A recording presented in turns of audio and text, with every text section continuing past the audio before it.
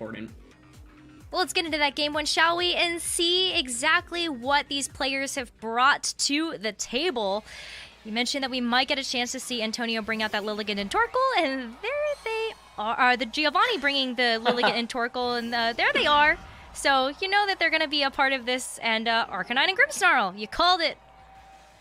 You gotta, figure out the best leads for the scariest leads often in team preview. And in this end, I think Geovanni's scariest lead is going to be that Lilligant Torkoal combination. So Antonio does not fall into the trap of, leading something that just gets kind of wrecked by it right from the start. Going with the Grimmsnarl on Arcanine, so this is great utility. You can go for that light screen immediately, which Antonio is opting for. Arcanine here, able to go for so many different attacks. You can go for a fire-type attack into Lilligant. You can go for those Snarls. And as we've seen Antonio play with this team, it's very, very passive. However, I think playing passively is actually smart here because all you need to do is get a little bit of chip damage onto Lilligant that's often not surviving more than, a turn or two. And actually, Lilligant goes for the Protect here, so it doesn't want to get knocked out immediately, which I think is a smart play. Yeah, it's going to really preserve that Lilligant for future turns so that Torkoal can really help to be able to kind of make some magic happen for Geovanni's team. But Antonio smartly goes for some damage here, and that's actually a surprising amount onto the Torkoal. Torkoal goes for Yawn, though, and it's right into the Grimmsnarl.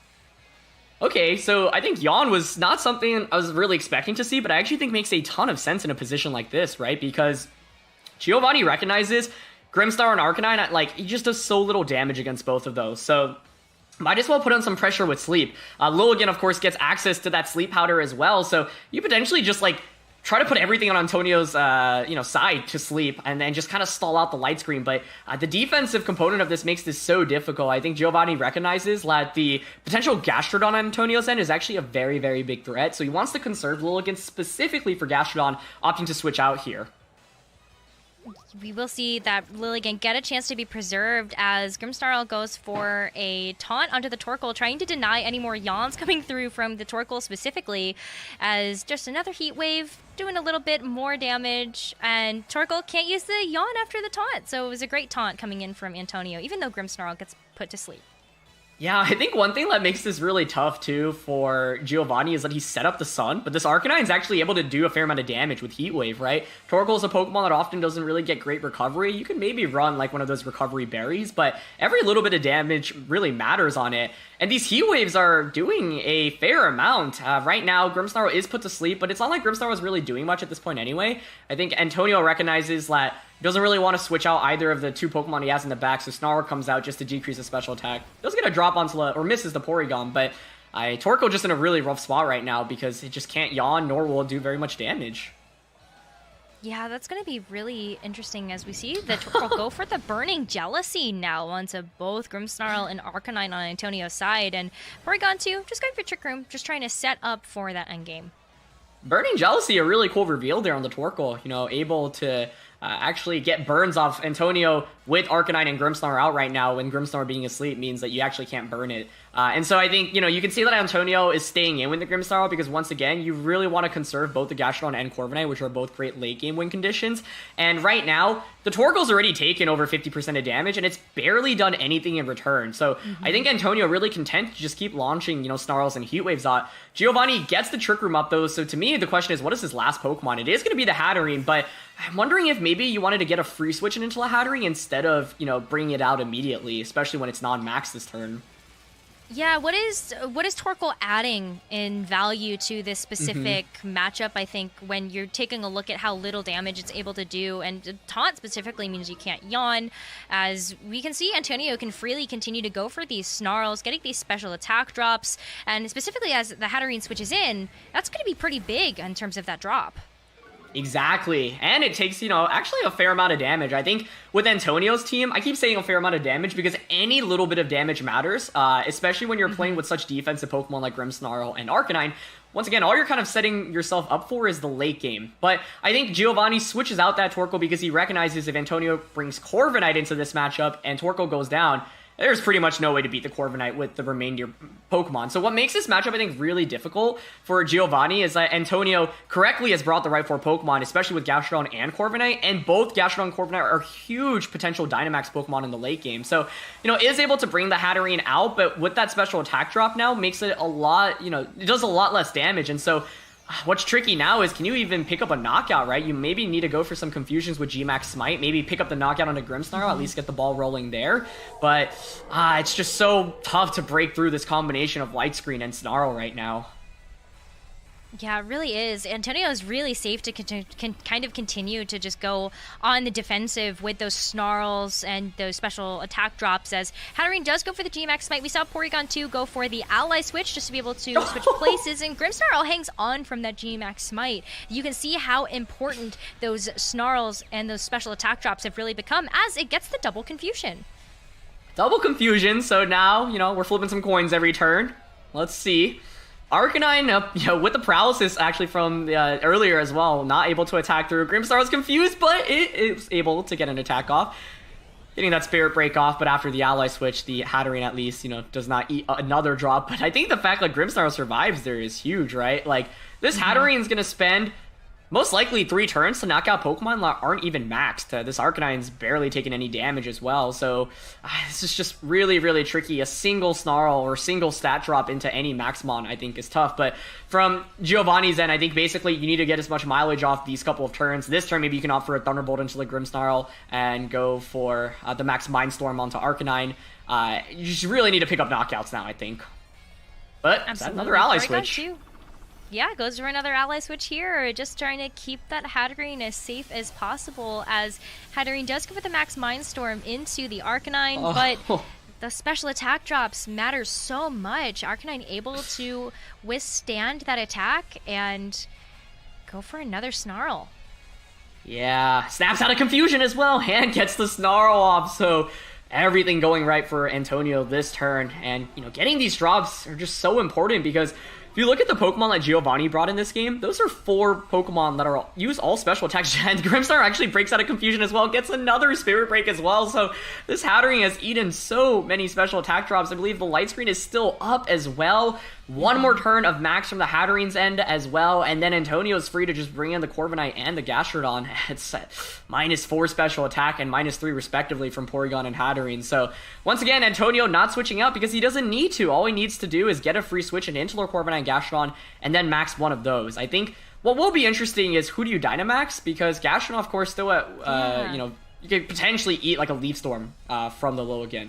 So, all right. Ooh. Arcanine gets paralyzed here. So G-Max this time going into the Grimmsnarl. That will be able to secure the knockout, but it leaves Antonio with that opening that they really want, which is just the free switch. Exactly, yeah.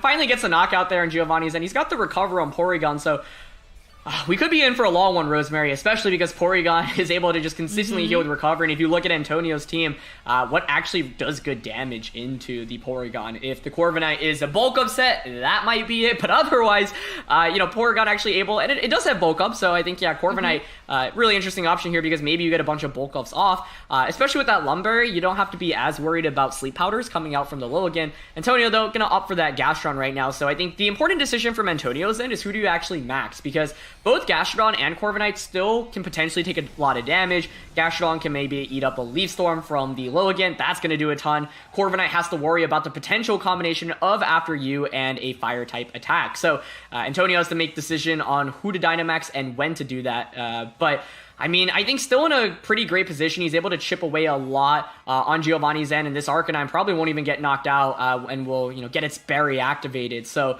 Antonio, once again, playing slow and steady and not opting to really go for heavy damage immediately, but he doesn't need to because he's chipping away every turn. Looks like Geovanni might be trying to go for maybe another setup here now that the Porygon 2 is pretty safe and Hatterene goes for a Protect. But we're seeing that the Heat Wave comes through and just chipping away again at Porygon's health pool, as Earth Power not able to connect through that Protect, and we do see Porygon 2 go for the Trick Room. Yeah, so Antonio once again saving his Dynamax. I think one really critical component in this format is the ability to wait for your Dynamax until the very late game and identify the scenarios where to actually use it. Gastrodon doesn't really need a max right now. You would be able to get some special defense boosts, but I think because you're not really at much threat of taking damage, Antonio is content to just keep clicking Earth Power and Heat Wave. With Hatterene and Porygon with so many decreased stages of special attack, I think an Earth Power Heat Wave combination might be enough to pick up the knockout after the Life Orb damage. damage from the Hatterene, so we'll have to see. But Geovanni right now still just does not have great damage output this turn. Ooh, we see the expanding force come through. That's going to be enough to be able to pick up the knockout onto Arcanine. That was actually a pretty big chunk of damage. It was, yeah. It does take a lot of recoil from that, but the Earth Power now finally able to connect its mark onto the Hatterene, and ooh, Hatterene does hang on. This game actually just got a lot more interesting. I didn't think that the Arcanine could actually survive an Expanding Force due to all those special attack drops, but of course Expanding Force with Psychic Terrain and Life Orb, so powerful. Actually able to pick up the knockout there, so that's really critical. I think Antonio was probably expecting to stick around a little bit longer with the Arcanine as well. However, Hatterene at this point is one turn away from getting knocked out, and Antonio, once again, still has his max. Also, importantly enough, Lilligant does not pressure Gastrodon right now because Trick Room is up. So, normally Lilligant would be a pretty major threat right now. I mean, once again, the big question is when does Antonio actually click the go button and go for a Dynamax? You see as he's not opting for it this turn, I think that makes a lot of sense. I think Corviknight probably makes more sense as the late game max option, but especially because the Gastrodon can keep healing up. A critical hit onto the Gastrodon here would be huge, so Expanding Force comes out, but no critical hit. No, it's still going to be a decent chunk of damage, though, as Hatterene does take its final attack and does get knocked out to the Life Orb recoil. You could see that Antonio was kind of thinking about, do I go for a recover here knowing how much damage I'm going to take from a second Expanding Force, or do I just kind of allow the berry to do its job and try to get as much damage off as possible onto this Porygon 2? But you can see that the damage was what was prioritized, and Corviknight doesn't take very much at all from that Thunderbolt. No, it doesn't. And now what's really interesting is it gets that Bulk off, and once again, Antonio still hasn't gone for a Dynamax yet, so what do you bring out here, right? If you bring out Lilligant, that can just get doubled up and, get KO'd, so it feels like it has to be the Torkoal. So it is going to be the Torkoal, but Torkoal's also taken 60% of damage, more or less, right? We haven't seen its full moveset, so I'm curious if it has Solar Beam, because if it does, then you can at least Solar Beam into Gastrodon, but with, Yawn, Hand-Burning Jealousy, I don't know. And now Antonio is finally clicking the Dynamax button, and I think, looks like he's actually debating between it. But I think it makes a lot of sense because you don't want to take a Fire-type attack from Torkoal. That actually will probably pick up the knockout. So Antonio recognizing, hey, Torkoal is the biggest threat to my Corviknight. If I knock out Torkoal with the Gastrodon, then my Corviknight should be able to 2v1 against the Porygon because it has all these decreased stages of special attack. And Lilligant is not going to do a single thing against Corviknight. So I really like this defensive play, especially if he knows that Geovanni does not have any offense with the Torkoal to pressure Gastrodon. If it doesn't have Solar Beam, then Gastrodon going for Earth Power is a really free play here.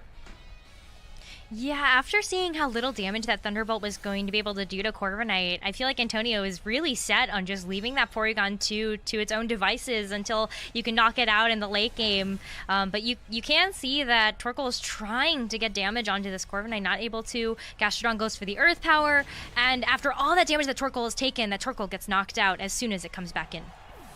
Yeah, so I love the decision to max there, and once again, it speaks to Antonio's defensive team, right? He actually went for the max just so he could click Max Guard because he doesn't have Protect on the Corviknight.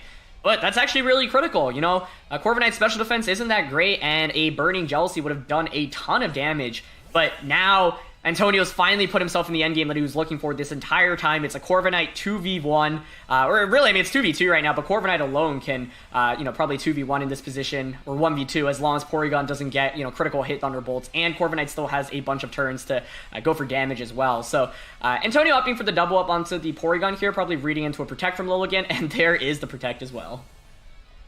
Yeah, Protect comes through, so Geovanni just trying to play it a little bit safe here, but Antonio, reading this really, really well, decides to go ahead and dish out some damage into the Porygon 2. Thunderbolt comes through and still does very little, but gets the paralysis. So that Lumberry is going to be able to come in clutch to be able to remove that paralysis. Yeah. Now Corviknight is able to go for the Max Airstream, and just doubling up into the Porygon 2, reading that Lilligant Protect is so strong for this endgame. It really is, yeah, and I'm not sure Antonio actually needed to go for that.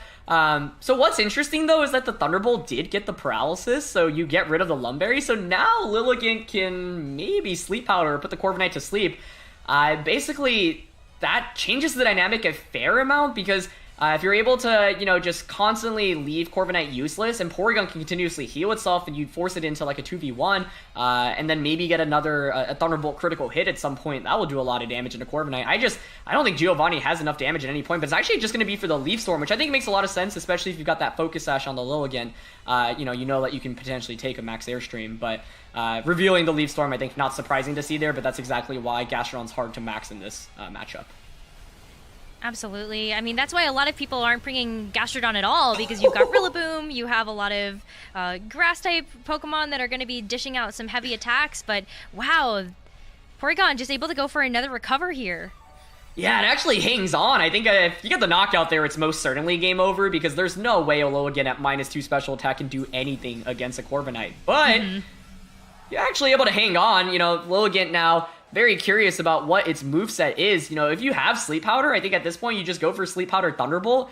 There are all these special attack drops on Porygon's end, so now the question is, Timer is actually a really, really big win condition. I mean, once again, I really thought the Porygon would faint from another Max Airstream, so this entire time it felt like Antonio's been in a pretty good position. He still is, but now, Sleep Powder comes out and it does connect, so big question to ask here is Porygon able to maybe get a critical hit at any point? And Geovanni could potentially win this off Timer at this point as well. Yeah, Porygon 2 not even going for damage at this point, just going to go for the recover to really ensure Porygon 2's success in this late game. As Corviknight is going to be, already took its guaranteed turn of sleep, so Antonio's really hoping that this Corviknight's going to wake up in these next couple of turns to get these bulk ups off. Yeah, Leaf Storm. Let's see how much this does. 121 down to 106. Okay, 15 damage. Not bad, but Lilligant's basically, not doing anything at this point other than putting Corviknight to sleep once it wakes up. Thunderbolt, is going to be able to chip away a little bit at the Corviknight as well. Actually does, a fair amount. So, Antonio at this point is actually, I think his biggest opponent is the Timer, because I think if, Timer isn't a thing, he should win this, in the sense that you just eventually wake up with Corviknight, you eventually knock out the Lilligant, but the problem is, especially if that Lilligant has Focus Sash, it'll actually be able to survive a Brave Bird, and then you can just put the Corviknight back to sleep. So once again, that's why that paralysis earlier was a really big deal, with Porygon actually getting multiple Thunderbolt paralyses throughout the course of this set, and getting rid of that Lumberry clears the way for the Lilligant. So Antonio, once again, I think what he wants to aim for is, heal back as soon as you can, knock out the Lilligant, and then force the 1v1 against Porygon as soon as Lilligant is gone. No more Sleep Powders coming out. But yeah, I think Timer is actually a huge win condition now that Geovanni can win off of, because it's going to take multiple attacks to actually knock out Corviknight. It wakes up, opts for that Roost this turn, which I think, is the safer play. But there's only 3 minutes left in the battle. Yeah, that's not going to be enough time to be able to get the knockout onto both of these Pokemon. Corviknight does avoid the attack, but Trick Room comes through from Porygon too. So, yeah, this is going to be a really tough fight to the end. It is, yeah. I mean, the Trick Room is interesting, and a Sleep Powder missing there as well. So now Corviknight should outspeed the Lilligant, but Lilligant has that Protect. So with only 3 minutes left in this game, and adding Ally Switch to the mix as well. Are there enough turns to actually pick up knockouts right now? I don't think so. Another Sleep Powder comes out and it misses again. Another miss. Wow, so Brightbird gets a chance to get off here from Corviknight, but it goes into the Porygon 2, which is not the intended target for that Brave Bird, and that does very, very little to this Porygon 2. And the time is just ticking down, Rosemary. I mean, the Corviknight's just not able to do enough damage. The Ally Switch makes this so much tougher as well, because if it did go into the Lilligant slot last turn, at least it would be down to a Focus Sash if it even has it. There's only 2 minutes left now, and now you not only have to call the Protects from Lilligant, you also have to call the potential Ally Switches, and I actually think Geovanni's going to win this game, which is a crazy turnaround, because it felt like Antonio was just in such great positioning, but this is kind of one of the downsides of playing such a bulky team. You need to actually pick up knockouts, and in this game, the Porygon, able to just hang on with a little bit from that Airstream earlier, meant it was so much more difficult, because, yeah, you just get these recovers off. No Ally Switch coming this time around, but I think that makes a lot of sense. There's really no need to, because Lilligant, if it has that Focus Sash, once again, which is the most common item, another Sleep Powder, and another miss! Misses again. Corviknight's able to get off this Brave Bird, but there's just not enough time to be able to knock out both of these Pokemon, especially after Porygon 2 goes for another recover. It's almost as if that defensive game plan coming out from Antonio so early on is now playing against him in this scenario. Yeah, and Geovanni ends up on the upper end of it. I mean, once again, there's only 60 seconds left. I just do not think Antonio, has enough damage. Sleep Powder finally connects. Sleep Powder. I think a Sleep Powder connecting earlier would have just made this game end a lot faster, but I think, at that Thunderbolt paralysis, getting rid of the Lum, once again, making this so much more difficult. And ultimately, Porygon being able to hang on from that, max airstream as well, making this so much more difficult. I think Antonio maybe needed to just target the Lilligant twice and then just play the 1v1 with Corviknight against Porygon. At that point, you do have to be a little bit wary about the critical hits coming out from Thunderbolt, but talk about a turnaround. I mean, I thought Antonio was playing this fantastically, putting himself in a great position, but Geovanni, I think, also making great switches, recognizing, hey, I kind of need Torkoal for the Corviknight, I kind of need the Lilligant for the Gastrodon, so by not giving up that Lilligant early game, able to actually keep it around for a Leaf Storm to knock out that Gastrodon. And I think, at the end, this is kind of the downside of playing with a defensive team like Antonio's. You have to worry about more, RNG and luck being a factor in the game just because games go on for so many more turns than usual. And Geovanni now, all he has to do is protect. There's no way for the Lilligant to feint, and then Giovanni's going to win off timer because it's 2v1. At the beginning of the battle, we really thought that it was going to be Torkoal Lilligant that was the pair to beat for Giovanni's team, but it's almost as if Porygon 2 has taken Torkoal's spot on that pedestal in terms of what Antonio's really going to have to target down in this next game. Yeah, and you can see Antonio just kind of stalling out, or not stalling out, kind of extending the timer just so he can think about, what to do in this next game, because it felt like everything was going in his favor in this early game, and then it was just a complete turnaround, and once again, the main problem is the lack of damage. I think what's really important is basically damaging everything outside of Porygon. Antonio spent a couple of turns targeting that Porygon slot, and Porygon can just heal all of that off. So, had the damage been going into the Lilligant slot earlier, if Lilligant feints, then once again, like Corviknight in the 1v1 at least can go for healing, and doesn't have to worry about Sleep Powders. But in that 2v1 position, especially with that Focus Sash potentially, how do you deal with the combination of Sleep Powder and Thunderbolt every turn? It means you have to target the Lilligant twice to pick up the knockout. So, I mean, that was really crazy. Like, I cannot believe that is how the game ended up playing out. But once again, when you're using such a bulky team like Antonio's End, it's all about when to push the go button. And in the end, the Corviknight actually just wasn't able to do enough damage even after that bulk up. So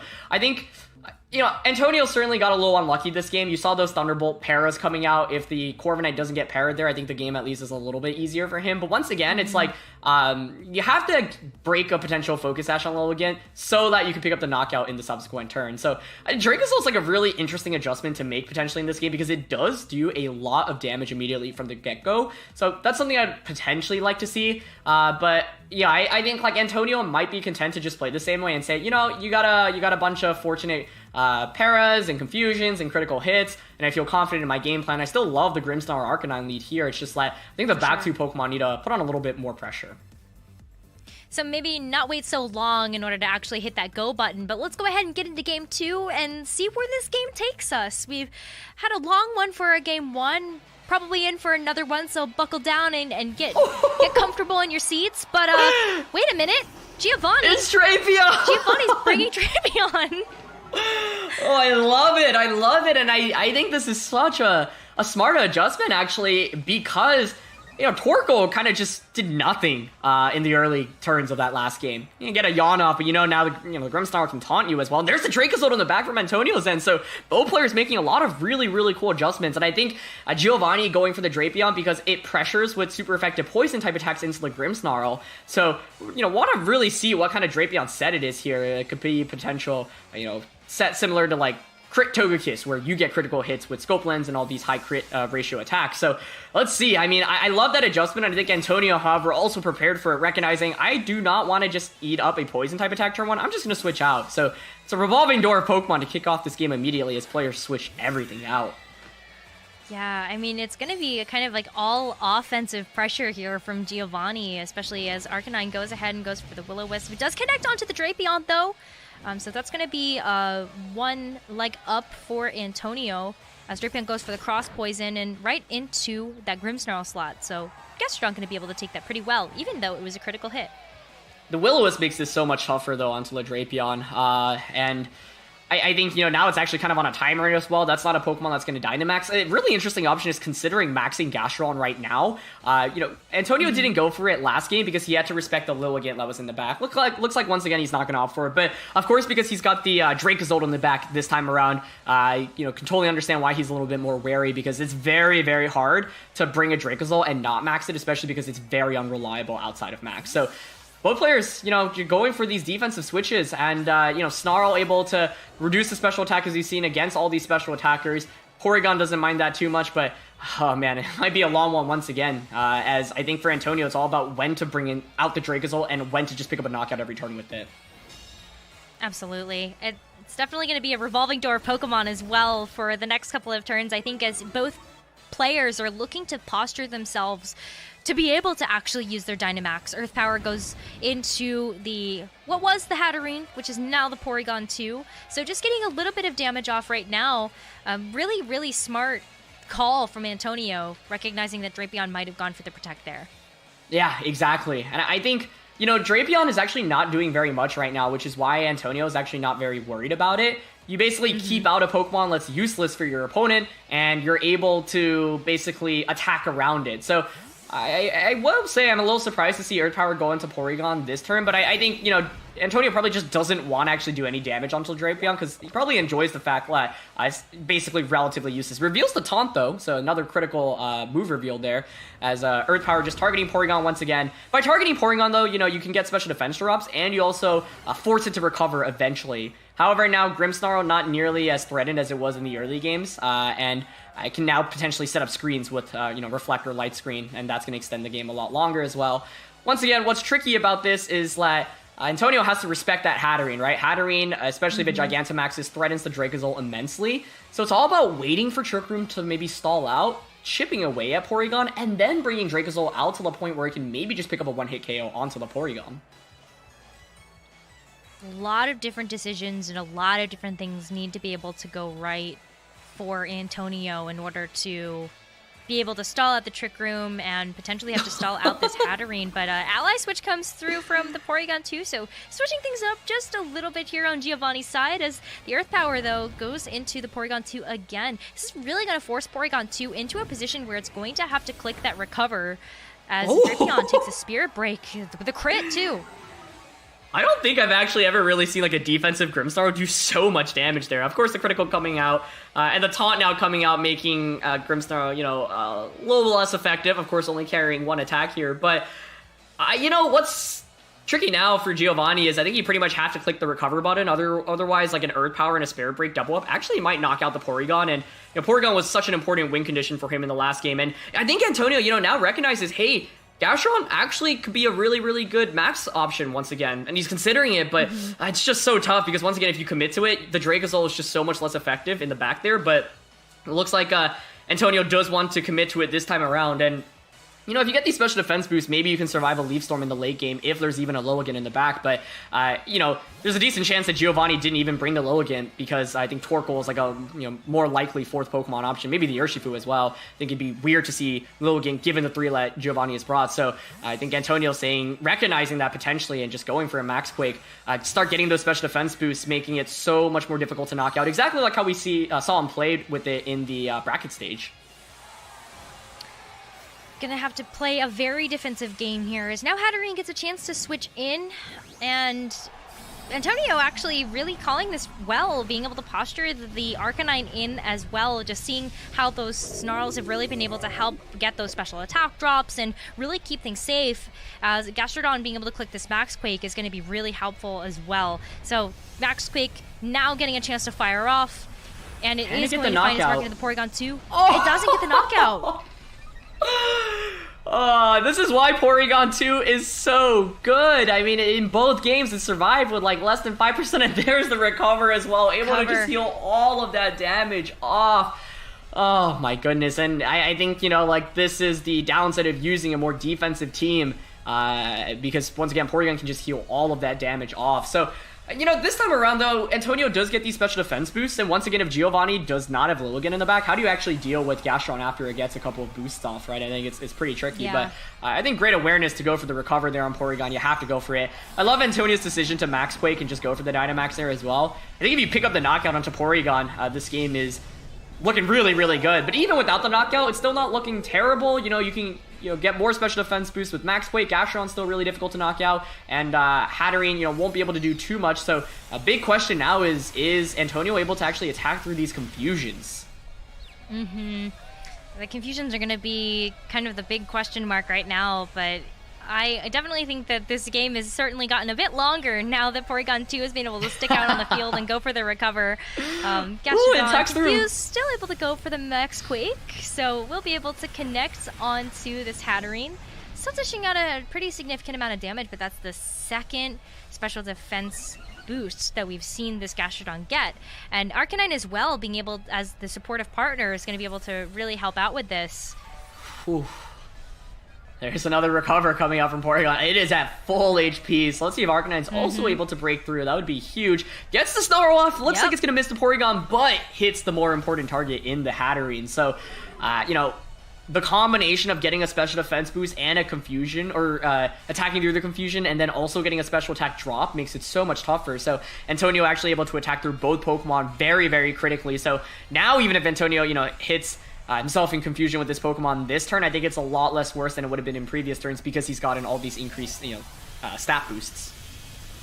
For sure. I mean, we saw the Hatterene target down the Arcanine before with the Max Mindstorm, but it's really not doing very much anymore after these special attack drops have come through, and the special defense boosts from the Max Quakes have really helped out this partner in Arcanine.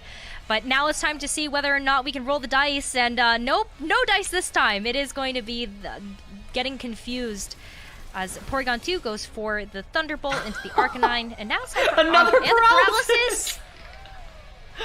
Now, oh wow. my goodness, Arcanine's I feel like really this is VGC 2013. Yeah, if it wasn't going to be the paralysis, it was going to be the confusion. So exactly. This is just kind of a crazy set, but the chances of getting a paralysis when you click the Thunderbolt button so often aren't exactly that slim. It's just, Geovanni's been getting them maybe a little bit earlier than expected. So Arcanine is able to stab out of the confusion here, despite the paralysis, still faster. Gets another Snarl off on the Hatterene, so Psychic Terrain is up, but I don't think it'll be able to actually pick up a knockout onto either Pokemon right now. Gastrodon actually also able to stab out of confusion, so that's actually really critical. If it hits itself in confusion there, and, G-Max Smite, is able to get a lot of damage there. Critical hit potentially could just even knock out now, but now Max Mindstorm coming out, targeting the Gastrodon, and not enough to pick up the knockout. And it's really important to conserve this Gastrodon right now as another Trick Room comes up. Ooh. Yeah, this is definitely going to be a long battle for both of these players, but I think it's really important that we're getting into some really big power turns for these players. I especially now that the Gigantamax is over and the Dynamax is over respectively for Geovanni and Antonio, now it's really about, how are you going to be able to knock out your opponent here. Hatterene sitting at 50% or a little bit less than 50%, and after all the special attack drops and after the Gigantamax says, you know what, I think it's time to reset that, brings the Drapion back out onto the field as Gastrodon goes for a recover. Yeah, so Gastrodon recognizing, hey, I have all these special defense boosts. I just need to stick around on the field as long as possible. And so, once again, the big question that I have is, what is Geovanni? Oh, and the burn comes out too! Oh my goodness, just everything happening in this game. I think, for example, once again, if Geovanni does not have that Lilligant in the back, Gastrodon basically can 3v1 at this point. However, this is kind of a similar win condition to that last game, and as we saw, timer is actually something that Antonio has to be very wary of. This time around, though, he hasn't really taken any knockouts, or none of his Pokemon have gotten knocked out. He's been able to do a lot of damage, and once again, the goal is to prioritize Porygon's partners. You're not doing very much against the Porygon, but as soon as you knock out that Hatterene, you'll figure out what that last Pokemon is. If it's going to be that Torkoal, well, good luck beating Gastrodon at that point. So I think for Antonio, it's just really important this time around to not only have one Pokemon down, but here's Expanding Force, so, finally getting rid of those special attack drops, we'll be able to do a lot, and, Gastrodon takes a fair amount, but Arcanine survives here as well. Yeah, that's a huge survival. With the berry as well, that means that Arcanine's going to be sticking around on the field for just a little bit longer. Gastrodon does go for the Earth Power into the Hatterene, which is enough to get the knockout. So that's going to be a second knockout confirmed for Antonio and one step closer to this endgame. Porygon 2 going to avoid the Snarl. So going to be able to get that Thunderbolt off, but look at how little damage that's doing now. Yeah, I mean, last time around, Arcanine's fainted, and I was thinking maybe it was in range of potentially surviving, given all the drops, but this time around, yeah, it's Torkoal was the last one. There's no way to deal with the Gastrodon. Gastrodon, you know, pretty much just walls the entire team after getting this special defense boost. So I think we're going to see Antonio win this game most likely. I mean, I don't even see how you damage the Gastrodon at all, unless, you know, Geovanni actually had Solar Beam this entire time, but he didn't go for it in the last game. We saw the Burning Jealousy, we saw the Yawn, surely it has Eruption as well, and then, yeah, there's the Eruption. So I think the Gastrodon at this point should be able to just stall things out. I think all you have to do on Gastrodon Zen is make sure you stay healthy. Earth Power is probably a 2-hit KO onto the Torkoal. As soon as you knock out the Torkoal, then there's no way Porygon can deal with everything on Antonio's end, and if anything, if the game goes through timer, we'll see Antonio win off timer this time around. That's so much damage from Earth Power alone. Yeah, it's going to do so much to the Torkoal, even putting it within knockout range with a critical hit from the Snarl. So Torkoal's going down after just being able to get off one Eruption, and now it's up to Antonio's team versus the Porygon 2. Porygon 2 against the world right now. Yeah, and this time around, Geovanni does not have the one win condition to beat the Gastrodon, which was that Lilligant opting to gamble and bring the Drapion instead. I was so excited to see Drapion, but in the end, Antonio recognizing that Gastrodon is a very, very, critical Pokemon to bring into this matchup. So, yeah, I think, like, this time around, timer is not in Geovanni's end, especially because he doesn't even have a way to hit the Gastrodon for any damage. So, we'll see if, he wants to drag it on. Looks like it is just going to be a forfeit there immediately. So, yeah, recognize this, doesn't want to drag the game on any longer, and, there's really nothing you can do with Porygon to win at that point, but wow, what a set. I mean, what a couple of games, and we still have a game 3 to go into. This is just defense versus defense right now. I think that's something that has always really impressed me, is that it takes a lot of skill to be able to run a defensive team, because you have to wait for the right moment to be able to hit the go button, but not just that, you also have to preserve your Pokemon long enough to be able to even go on the offensive. So I think it's been really, really fun to watch both of these players try to jockey for position on the board and just wait for that perfect moment to Dynamax or Gigantamax and try to dish out that damage. All right, well, let's just get into this third and final game. I am really, really excited. I think Lilligant might need to come back from Geovanni's end. And Dracozolt didn't even end up making an appearance. And there's the Lilligant and Urshifu. Okay, this is definitely a different adjustment, but I like it a lot. And, Antonio feeling comfortable with this Grimmsnarl Arcanine lead, I think that makes a lot of sense, too. It's very, very safe. It covers for all these different options. Once again, you can, set up the screens with the Grimmsnarl and just go from there. But with that priority taunt as well, able to stop those sleep powders, which I think is a great option. So, Antonio just playing it safe right now with this lead, and there's really no reason to deviate. I'm very curious to see what he brought in the back. I think, it is going to be the Gastrodon Dracozolt once again. So this time around, given that Geovanni's opted for a little bit more offense with the Lilligant and the Urshifu, potentially we could see a Dracozolt Max, which I think would be really, really cool. Yeah, I'm really excited to see a Dracozolt Max, just because Dracozolt's such an interesting Pokemon, especially with that Hustle ability. You're not going to be falling victim to those accuracy drops if you end up Dynamaxing the Dracozolt instead. So really excited to see whether or not that comes to fruition. But to kick things off, we are going to see that rotating door of Pokemon as Gastrodon comes out onto the field. And in the face of a Lilligant, that seems super, super risky to me. But we did see the taunt try to come off, so I'm hoping that maybe Lilligant was going for a sleep powder or something like that. All right, let's see.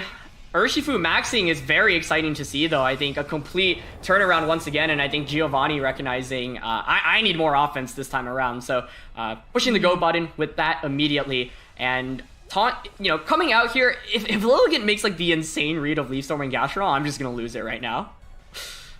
Oh my goodness! Oh, wait, did it target it? Oh, wait, it's a Grimmsnarl! Oh my gosh, that would have been absolutely insane if that had come through. But Lilligant targets down the Grimmsnarl with the Leaf Storm, and oh my gosh, what?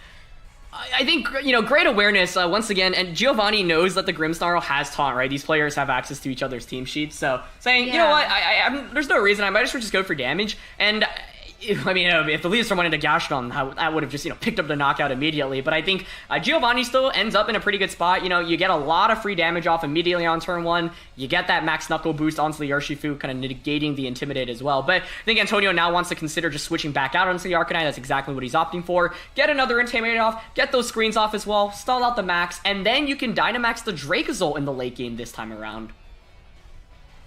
Gonna be definitely seeing that Dracozolt come into play. We didn't get a chance to see it last game, but maybe this time around we will get a chance to, as Drapion now comes onto the field. So Geovanni gonna be able to reveal that third Pokemon that they've brought to this matchup as Arcanine comes back out onto the field and crucially gets that Intimidate off onto this Urshifu. So I think this is gonna be a really interesting next couple of turns, as we do see Grimmsnarl get a chance to go for the Reflect as well. So all these physical attacks coming through, just really negating the Max Knuckle boost that Geovanni has been able to give to their Pokemon.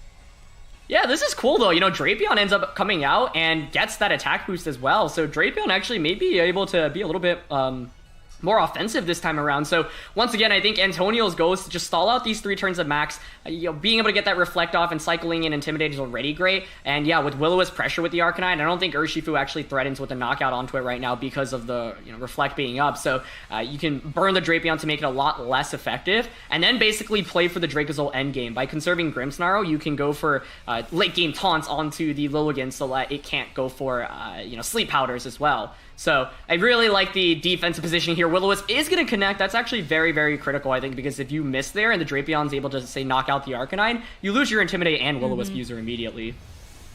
Absolutely. We are going to see Geovanni's third and final max attack be another max knuckle. So really just trying to make sure that they can go on the offensive with these attacks, as we do see Drapion go for the cross poison, but now that it's burned, it's going to be doing so little damage as Gastrodon gets dropped to a little bit below half here. Even though that critical hit comes through, there's the berry to be able to get its health back up. Yeah, so slow and steady wins the race once again, and, I think what's really, really critical is normally when you are using Max Knuckle, you ideally want to, boost yourself beyond just the neutral stage, right? But the cycling of Intimidates and Burns and Reflects makes it so difficult to actually really capitalize off these attack boosts. So now Antonio has successfully stalled out the Gigantamax, and more importantly, he's still got that Dracozolt waiting in the back. All you need to do now is basically get a free switch in into that Dracozolt. I think with Reflect being up for so many turns as well, it's really difficult. Will-O-Wisp comes out. It does miss. Okay. And close combat actually picks up the knockout. Yeah, there's that free switch that you were talking about. Antonio is going to be able to get that now as Geovanni's Urshifu does go for the close combat into that slot. So Drapion just trying its best through all of the damage. Able to actually do quite a bit, though, to Gastrodon, as Earth Power going to be able to fire off here and secure the knockout for Antonio.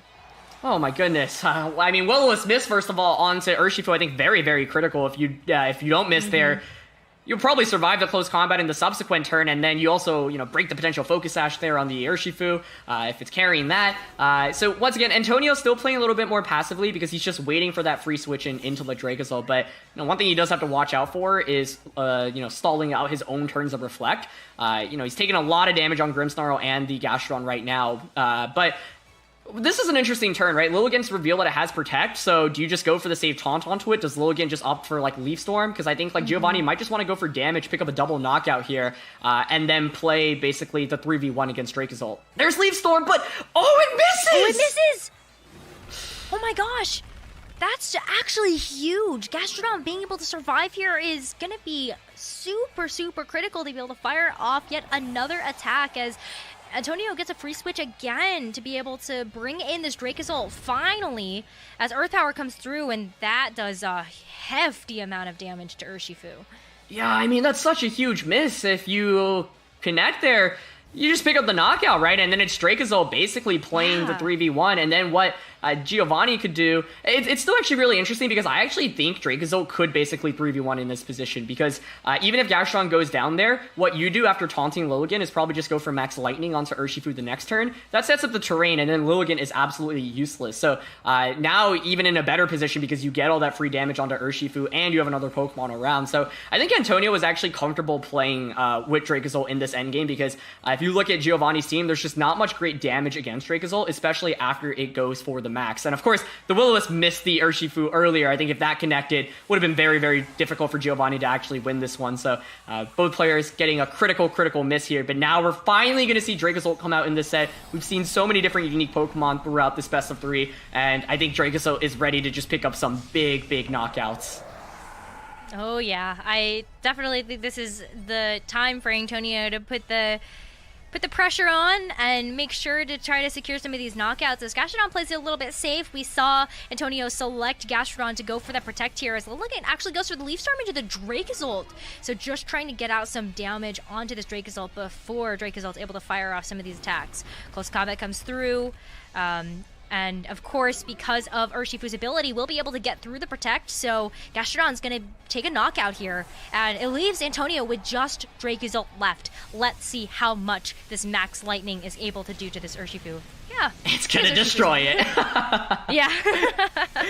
Perhaps the most overextensive damage we've ever seen. But, I think you go for the Max Lightning there because you need to prevent Lilligant from actually getting Sleep Powders off. That was what enabled Geovanni to win in the endgame of that first one. So now this Lilligant is, not doing very much damage with Leaf Storm. It's also taunted and the terrain is up. It's going to be Torkoal as the last one. So once again, does Torkoal actually have any other attack to really hit the Dracozolt? Is there an Earth Power? Because at this position, Dracozolt, I think, should be able to just pick up a knockout cleanly onto both Pokemon. Lilligant can go for an After You, but what do you do? After You, Burning Jealousy, maybe? You cannot get Sleeps off, and that's why setting up the terrain was very, very essential. And yeah, this is, once again, I think, Antonio was probably content just playing with the late-game Dracozolt, recognizing that as long as he stalls out the max, Dracozolt very cleanly sweeps through. But Torkoal is going to offer the Protect, which I really like. Don't want to just eat up a one-hit KO immediately.